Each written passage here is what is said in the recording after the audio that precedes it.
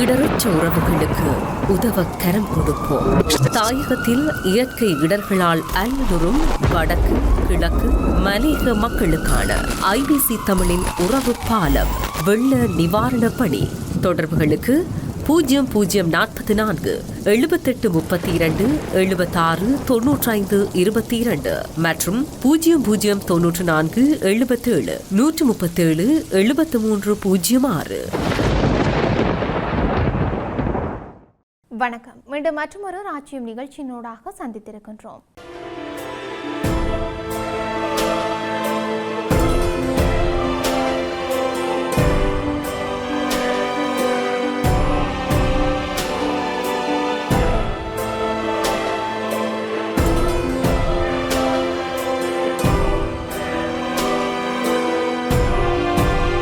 காசாவில் இஸ்ரேலின் போர் நிறுத்த மீறல் தொடரும் நிலையில் இரண்டாம் கட்ட போர் நிறுத்த பேச்சுவார்த்தைகளை முன்னெடுக்க முடியாது என்று குறிப்பிடப்பட்டிருக்கும் ஹமாஸ் அமைப்பு போர் நிறுத்தத்தை மதிப்பதற்கு இஸ்ரேலுக்கு அழுத்தம் கொடுக்கும்படி மத்தியஸ்தர்களை கோரியுள்ளது. 2023 அக்டோபரில் வெடித்த போரில் 2 ஆண்டுகளுக்கு பின்னரே கடந்த அக்டோபர் 10 அமெரிக்காவின் மத்தியஸ்தத்தில் போர் நிறுத்தம் ஒன்று எட்டப்பட்டது. எனினும் இந்த பலவீனமான போர் நிறுத்தத்தை மீறுவதாக இருதரப்பும் பரஸ்பரம் குற்றச்சாட்டுவதோடு இஸ்ரேல் காசாவில் தனது தாக்குதல்களை தொடர்ந்து நடத்தி வருகின்றது. கடந்த செவ்வாய்க்கிழமை இரவு இஸ்ரேலிய படை நடத்திய தாக்குதலில் பலஸ்தீனர் ஒருவர் கொல்லப்பட்டு மேலும் பலர் காயமடைந்திருப்பதாக மருத்துவ வட்டாரங்களை மேற்கோள் காட்டி பலஸ்தீன செய்தி நிறுவனம் ஒன்று தெரிவித்தும் இருக்கின்றது.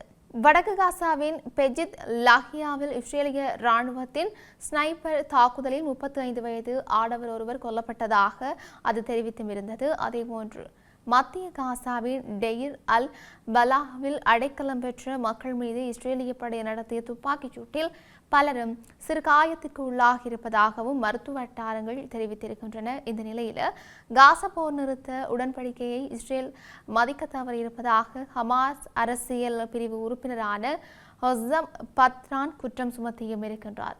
எகிப்துடனான காசாவின் ரஃபா எல்லை கடவையை திறந்து உதவிகள் வருவதற்கு வழிவகுக்க வேண்டும் என்றும் அவர் வலியுறுத்தியும் இருக்கின்றார். எகிப்து, கட்டார் மற்றும் அமெரிக்கா அடங்கிய மத்தியஸ்தர்கள் முதல் கட்ட போர் நிறுத்தத்தை செயற்படுத்துவதற்கு இஸ்ரேலுக்கு அழுத்தம் கொடுக்க வேண்டும் என்று அவர் வலியுறுத்தியும் இருக்கின்றார். எட்டப்பட்டிருக்கும் முதல் கட்ட போர் நிறுத்த உடன்படிக்கையின்படி கணிசமான அளவு உதவிகள் காசாவுக்கு செல்ல இஸ்ரேல் அனுமதிக்க வேண்டும் என்ற போதும் அதனை இஸ்ரேல் இன்னும் செயல்படுத்தாமல் உள்ளது. காசாவில் ஏற்கனவே பெரும் மனிதாபிமான நெருக்கடி நிலவி வரும் சூழலில் அங்கு தற்போது நிலவி வரும் கடும் மழை வெள்ளத்தால் இடம்பெயர்ந்துள்ள மக்கள் தங்கியிருக்கும் கூடாரங்களும் அடித்துச் செல்லப்பட்டிருக்கின்றன. காசாவில் தற்போது 761 இடப்பெயர்வு முகாம்களில் தங்கியுள்ள சுமார் 8,50,000 மக்கள் வெள்ள பாதிப்பு அச்சுறுத்தலை எதிர்கொண்டிருப்பதாக மனிதாபிமான விவகாரங்களின் ஒருங்கிணைப்புக்கான ஐநா அலுவலகம் தெரிவித்திருக்கின்றது. காசாவில் நேற்று தொடக்கம் அடுத்த 3 நாட்களுக்கு கடுமையான இடியுடன் கூடிய மழை பெய்யும் என்று பலஸ்தீன வானிலை அவதான நிலையம் ஏற்கனவே எச்சரித்துள்ளது. இது அங்கு சுகாதார பாதிப்புகளையும் ஏற்படுத்தக்கூடியதாக உள்ளது. காசாவின் பெரும்பாலான கழிவுநீர் கட்டமைப்புகள் செயலிழந்திருக்கும் நிலையில் வெள்ள நீர் கழிவு நீருடன் கலந்துவிடும் நிலை உள்ளது. இது வயிற்றுப்போக்கு மற்றும் வாந்தி பேதி போன்ற நோய்கள் பரவும் அபாயத்தை ஏற்படுத்தியுள்ளது. இந்த நிலையில் இரண்டாம் கட்ட போர் நிறுத்த பேச்சுவார்த்தைகளை மிக விரைவில் ஆரம்பிப்பதற்கு எதிர்ப்பதாக இஸ்ரேல் பிரதமர் பெஞ்சமின் நெத்தன்யாகு அண்மையில் குறிப்பிட்டிருந்தார். என்றாலும் ஆக்கிரமிப்பாளர்கள் தொடர்ந்து போர் நிறுத்த மீறலில் ஈடுபட்டு வரும் நிலையில் அதனை ஆரம்பிக்க முடியாது என்ற ஹொஸ்ஸம் பத்ரான் குறிப்பிட்டும் இருக்கின்றார். இரண்டாம் கட்ட போர் நிறுத்தத்தில் ஹமாஸ் அமைப்பு ஆயுதங்களை களைவது, இஸ்ரேலிய படை காசாவிலிருந்து மேலும் வாபஸ் பெறுவது, நிலைமாற்று நிர்வாகம் ஒன்றை அமைப்பது மற்றும் சர்வதேச படை ஒன்றை காசாவில் நிலைநிறுத்துவது போன்ற சிக்கலான விடயங்கள் உள்ளடங்கியிருக்கின்றன. காசாவுக்கு வெளியே வசிக்கும் ஹமாஸ் அரசியல் பிரிவு தலைவரான காலித் மொஷால் செய்தி நிறுவனத்திற்கு நேற்று பேட்டியளித்திருந்தார். அதில் ஹமாஸ் ஆயுதத்தை கையளிப்பது என்பது அந்த அமைப்பின் ஆன்மாவை நீக்குவது போன்றதாகும் என்றும் அவர் தெரிவித்திருக்கின்றார்.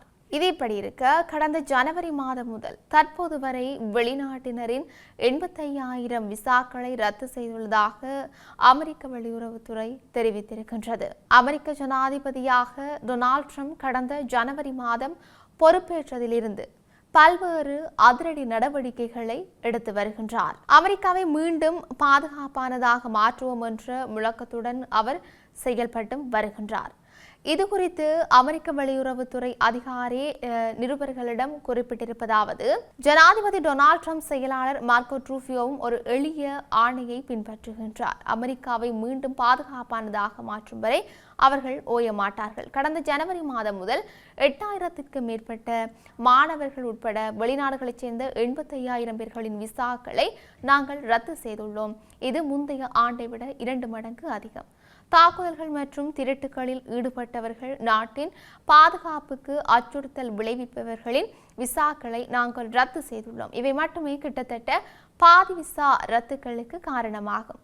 இவர்கள் நமது சமூகங்களின் பாதுகாப்புக்கு நேரடி அச்சுறுத்தலாக இருப்பவர்கள். எனவே அவர்கள் நம் நாட்டில் இருக்க நாங்கள் விரும்பவில்லை. அமெரிக்கா வர விசாவுக்கு விண்ணப்பிப்பவர்களுக்கு அனுமதி வழங்க நாங்கள் எவ்வளவு நேரம் வேண்டுமோ எடுத்துக்கொள்வோம். மேலும் விண்ணப்பதாரர் அமெரிக்கர்களின் பாதுகாப்பிற்கு அச்சுறுத்தலாக இருக்க மாட்டார் என்பதை உறுதி செய்யும் வரை நாங்கள் விசா வழங்க மாட்டோம். ஒரு விண்ணப்பதாரர் விசாவிற்கு தகுதி வருகின்றாரா என்பதை தீர்மானிக்கும் போது தூதரக அதிகாரிகள் ஒரு காரணியை மட்டும் பார்க்காமல் அந்த நபரின் ஒட்டுமொத்த சூழ்நிலையை பார்த்து பின்னர் விசா வழங்குவதற்கான தகுதி குறித்து தீர்மானிப்பார்கள் என்றும் குறிப்பிட்டிருக்கின்றார். கடந்த வாரம் வாஷிங்டனில் வெள்ளை மாளிகை அருகே பெண் பாதுகாப்பு அதிகாரி சுட்டுக் கொல்லப்பட்ட நிலையில் வெளிநாட்டினருக்கு விசா வழங்குவதில் அமெரிக்கா கடும் கட்டுப்பாடுகளை விதித்துள்ளமையும் இங்கு குறிப்பிடத்தக்க ஒரு விடயமாகவே இருக்கின்றது.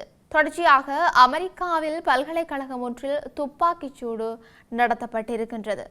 இந்த சம்பவத்தில் ஒரு மாணவர் உயிரிழந்துள்ளதாக செய்திகள் வெளியாகி இருக்கின்றன. அமெரிக்காவின் கெண்டக்கி மாகாணம் பிராங்க்போர்ட்டில் உள்ள ஒரு பல்கலைக்கழகத்திலேயே இந்த சம்பவம் இடம்பெற்றிருக்கின்றது. சம்பவம் தொடர்பில் மேலும் தெரிய வருகையில் பல்கலைக்கழக வளாகத்திற்குள் திடீரென நுழைந்த மர்ம நபர் ஒருவர் அங்கிருந்த மாணவர்களை நோக்கி துப்பாக்கிச்சூடு நடத்தியுள்ளார். இதில் ஒருவர் உயிரிழந்துள்ளதுடன் மேலும் ஒரு மாணவர் படுகாயமடைந்துள்ளதாக தெரிவிக்கப்பட்டும் இருக்கின்றது. சம்பவம் தொடர்பில் தகவல் அறிந்த காவல்துறையினர் உடனடியாக பல்கலைக்கழகத்துக்கு விரைந்து துப்பாக்கிச்சூட்டில் ஈடுபட்ட சந்தேக நபரை கைது செய்திருக்கின்றார்கள். இதையடுத்து படுகாயமடைந்த மாணவரை மருத்துவமனையில் அனுமதித்து அவருக்கு சிகிச்சை வழங்கப்பட்டு வருவதாக தெரிவிக்கப்பட்டும் இருக்கின்றது. மேலும் துப்பாக்கிச்சூடு நடத்திய சந்தேக நபரிடம் காவல்துறையினர் விசாரணைகளை நடத்தி வருகின்றமையும் இங்கு குறிப்பிடத்தக்கது.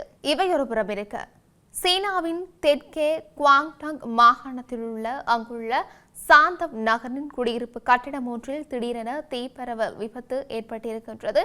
இந்த தீ விபத்தில் சிக்கி 12 பேர் பரிதாபகரமாக பலியாகியுள்ளார்கள் என்று சர்வதேச ஊடகங்கள் தகவல் வெளியிட்டிருக்கின்றன. தெற்கே குவாங்டாங் மாகாணத்தில் சாவனன் மாவட்டத்தில் 150 சதுர மீட்டர் பரப்பளவுள்ள பகுதிகளுக்கு தீ பரவியுள்ளது.